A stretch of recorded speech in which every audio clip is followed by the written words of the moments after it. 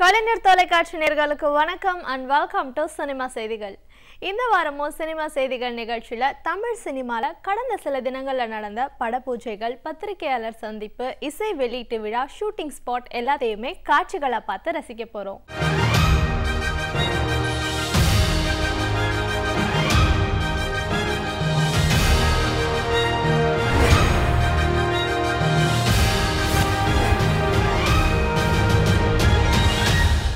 வாழ்த்துக்கள் செய்தியோட இன்றைய சினிமா செய்திகள் நிகழ்ச்சி ஆரம்பிக்கலாம். இசையமைப்பாளர் ஏ. ஆர். ரஹ்மான் கிராமிய விருது, 2 ஆஸ்கர் விருதுகள் பெற்று இந்தியாவிற்கு பெருமை சேர்த்தவர்ன்றது உங்க எல்லாருக்குமே தெரியும். இப்போ செய்தி என்னன்னா, இசையமைப்பாளராக இருந்த ஏ. ஆர். ரஹ்மான் தயாரிப்பாளராக மாறியிருக்காரு. தன்னுடைய படத்துக்கு 99 பாடல்கள் அப்படின்னு டைட்டில் வச்சிருக்காரு. தமிழ், ஹிந்தி இந்த 2 மொழிகள்லையும் உருவாக இருக்கும் இந்த படத்தை இயக்குறாரு விஸ்வேஷ் கிருஷ்ணமூர்த்தி. இசையமைப்பாளராக 2 ஆஸ்கர் விருதுகளை வாங்கின ஏ. ஆர். ரஹ்மான் தயாரிப்பாளராகவும் ஆஸ்கர் விருதுகளை வாங்குறதுக்கு வாழ்த்துவோம். இயக்குனர் மணிரத்னம் இயக்கத்தில் மம்முட்டி நடித்திருக்கும் தளபதி திரைப்படம் தமிழ்ல மம்முட்டி தரமான அடித்தளம் அமைப்பதற்காக காரணமாக இருந்தது. செய்தி என்னன்னா, 25 வருடங்களுக்கு பிறகு இயக்குனர் மணிரத்னம் மம்முட்டியை ஹீரோவா வைத்து ஒரு படத்தை இயக்க இருக்காராம். இந்த படத்துல சூப்பர் ஸ்டார் ரஜினிகாந்த் சிறப்பு தோற்றத்துல நடிக்க வாய்ப்பு இருக்குன்னு சொல்றாங்க.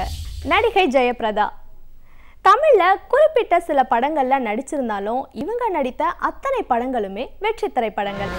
இப்போ ஜெயபிரதாவின் மகன் ஹீரோவாக நடித்திருக்கும் திரைப்படம் உயிரே உயிரே.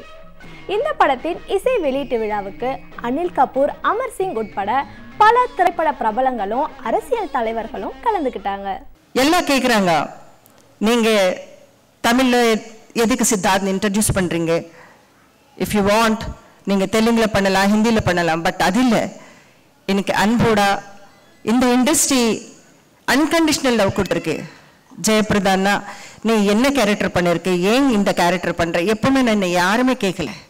பட் இந்த industry is such a beautiful industry.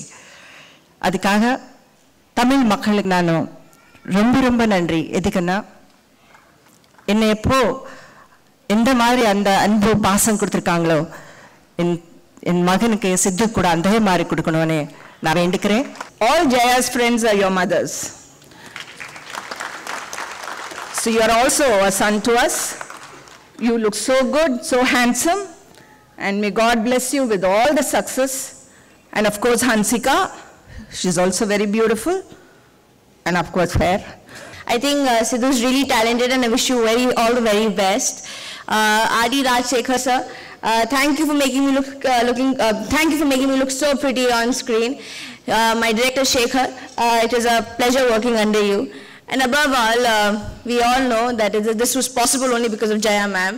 I've learned a lot from you ma'am. Thank you so much for your support. I am not telling lie. First picture I acted in 1975.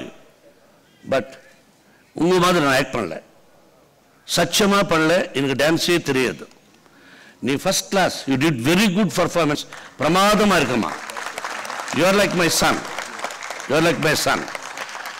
நீங்க அழகா பண்ணலன்னா நான் வந்து சொல்ல மாட்டேன். இப்போ ஓகேப்பா, பெஸ்ட் ஆஃப் லக்னு சொல்லியிருக்கு. But you did very good job. உயிரே உயிரே திரைப்படம். காதல்ங்கிறது எல்லாருக்கும் சந்தோஷம் தருது. காதலர்களுக்கு மட்டும் இல்லை, காதலிக்க சுற்றி இருக்கிறவங்க அனைவருக்கும் சந்தோஷம் தர்றது தான் காதல். அப்படி காதலை கொண்டாடுற ஒரு கலர்ஃபுல் ஃபெஸ்டிவலாக இந்த படம் இருக்கும். R.D. Rajshekhar is the camera. Anup ரூபன்ஸ்னு தெலுங்கில் நம்பர் 1 இருக்கிற மியூசிக் டைரக்டரை வந்து தமிழ் அறிமுகப்படுத்துகிறோம். ஒரு தமிழ் ஃப்ளேவரோட அருமையான பாடல்கள் அமைஞ்சிருக்கிற ஒரு படம். ஹாய், நான் சித்து. உயிரே உயிரே இது ஃபர்ஸ்ட் மூவி. இந்த படம் தெலுங்கில் ஒரு பெரிய பிளாக் பஸ்டர். ஸோ அந்த படம் நான் தமிழில் வந்து நிதின் ஹீரோ தெலுங்கில். ஸோ அவருக்கு காம்படிட்டிவாக நான் பண்ணணுன்னு ரொம்ப என்னால் முடிஞ்ச அளவுக்கு நான் ட்ரைட் மை பெஸ்ட். ரொம்ப சந்தோஷமாக இருக்குது. நான் இந்த ஒரு ப்ராஜெக்டில் வந்து I am a part of it. I am a very small part of it, but I am very happy. Thank you to R.D. Sir and Rajasekhar sir. அவங்கனால தான் நான் இந்த படத்தில் வந்து ஐ குட் பி இந்த ஃபிலிம். இந்த படத்தில் வந்து நான் சினிமாட்டோகிராஃபி பண்ணியிருக்கேன். ரொம்ப இன்ட்ரெஸ்டிங்கான ஒரு ஃபிலிம், லவ் ஸ்டோரி. அன்சிகா அந்த படத்தில் பிரமாதமாக நடிச்சிருக்காங்க. சித்தார்த் வந்து ஒரு ஹீரோவை அறிமுகமாகியிருக்காரு. அவருங்க ஜெயபிரதா ஃபேமிலியிலேருந்து வந்திருக்காங்க. நான் பாடலாசிரியர் விவேகா பேசுகிறேன். உயிரே உயிரே இந்த படத்தினுடைய அனைத்து பாடல்களையும் நான் எழுதியிருக்கேன். இசையமைப்பாளர் அனூப் ரூபன் ரொம்ப பிரமாதமான இசையை கொடுத்திருக்கிறார். 5 படங்களுக்கும் மேல் ஹீரோயினாக நடித்த அபினிதா மீனாட்சியாகவும் செல்வம் இளங்கோவாகவும் நடித்திருக்கும் திரைப்படம் மீனாட்சியின் காதலன் இளங்கோ. இவங்களுடைய காதல் எந்த மாதிரியான காதல், வெற்றி அடைஞ்சுதா இல்லையான்றத இப்போ பார்க்கலாம். என்னோட பேர் SN ஹரிராமன். இந்த படத்தோட இயக்குனர் நான். மீனாட்சி காதலன் இளங்கோவன் இந்த படம் முதல்ல அந்த கதையை நான் சொல்கிறேன். ஒரு காதல் ஜோடி வந்து தற்கொலை பண்ணிக்கிறாங்க. அந்த டெட் பாடியை வந்து அந்த ஊர் அந்த எல்லாமே அந்த குழந்தைங்களை வந்து அனாதை ஆக்கிடுறாங்க. அந்த டெட் பாடிக்கு கல்யாணம் பண்ணுறது தான் அந்த படத்தோட கதையே. அந்த டெட் பாடிக்கு கல்யாணம் பண்ணால் என்னென்ன பிரச்சனை வரும், அவங்க ஏன் வந்து அந்த சாவு நோக்கி போனாங்க, எதுக்கு செத்தாங்க, இதெல்லாம் வந்து பின்னப்பட்டதான் அந்த திரைக்கதை. இந்த மீனாட்சியின் காதலன் இளங்கோ படத்தினுடைய இசையமைப்பாளர் அரவிந்த். இந்த படத்தில் மொத்தம் 4 பாட்டு இருக்குது. கிளைமேக்ஸில் வர்ற ஒரு பேத்தா சாங் நானே பாடியிருக்கிறேன். மிஸ்டர் ஹரிராம் அவர்கள் இந்த பாடலாம் ரொம்ப நல்ல டைரக்டர், நல்லா பண்ணியிருக்காரு. செங்குட்டுவன் சார் தான் இந்த பாட்டெல்லாம் எழுதியிருக்காரு, ரொம்ப நல்லா எழுதியிருக்காரு. என் பேர் அபினிதா. நான் இந்த மீனாட்சி காதலன் இளங்கோவன் படத்தில் ஹீரோயினாக பண்ணியிருக்கேன். இந்த படத்தில் என்னோடய கேரக்டர் அப்படின்னு பார்த்தா +2 படிக்கிற ஒரு கேர்ள். படம் பார்க்கும்போது கண்டிப்பாக எல்லாருமே சொல்லுவீங்க, இந்த வயசில் இதுக்கெல்லாம் தேவையா, திமிரப்பார் அப்படி இப்படின்னு சொல்லி திட்டுவீங்க. அந்த மாதிரி ஒரு குட்டி வில்லி மாதிரி பண்ணியிருக்கேன் இந்த படத்தில். கேமராமேன் முருகானந்தம், டைரக்டர் வந்து ஹரிராம், மியூசிக் டைரக்டர் அரந்தி ஸ்ரீராம். இந்த படத்தில் வந்து 3 பாடல்கள் கொடுத்துருக்காங்க, மிக அருமையாக வந்திருக்குது. இந்த படப்பிடிப்பு வந்து கடலூர் அண்டு வேலூரில் எடுக்கப்பட்டது. இது அருமையான ஒரு காதல் கதை. சில கால இடைவேளைக்கு பிறகு ஜீவன் இப்போ நடித்து முடித்திருக்கும் திரைப்படம் அதிபர். இந்த படத்துல சமுத்திரக்கனி மாறுபட்ட கதாபாத்திரத்தில் நடிச்சிருக்காரு. இந்த படத்தின் பத்திரிகையாளர் சந்திப்பை இப்போ பார்க்கலாம். 7 நாடுகள் ஒன்னா சேர்ந்து அடிச்சப்ப கூட பயப்படாம எதிர்த்து நின்ன தமிழ் இனத்திலிருந்து வந்தவன் தான் சிவா.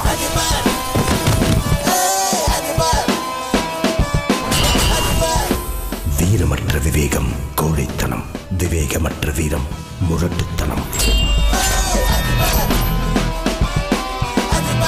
இந்த படத்தில் ஜீவன், சமுத்திரக்கனி, நந்தா, ரிச்சர்டு, ரஞ்சித், தம்பிராமைய அண்ணன், சிங்கமுத்தண்ணன், கோவைசர்லம்மா, ரேணுகம்மா, ராஜ்கபூர் அண்ணன், இன்னும் நிறையா பேர் ஆக்ட் பண்ணியிருக்காங்க. இந்த படம் ஷூட்டிங் முடிஞ்சு ரிலீஸுக்கு ரெடியாக இருக்குது. அடுத்த மாதம் ரிலீஸ் பண்ணுறதுக்கு பிளான் பண்ணியிருக்கோம். இது பென் கன்சோர்டியம் ப்ரெசன்ட் அந்த கம்பெனி நாங்கள் ப்ரொடியூஸ் பண்ணுறோம்.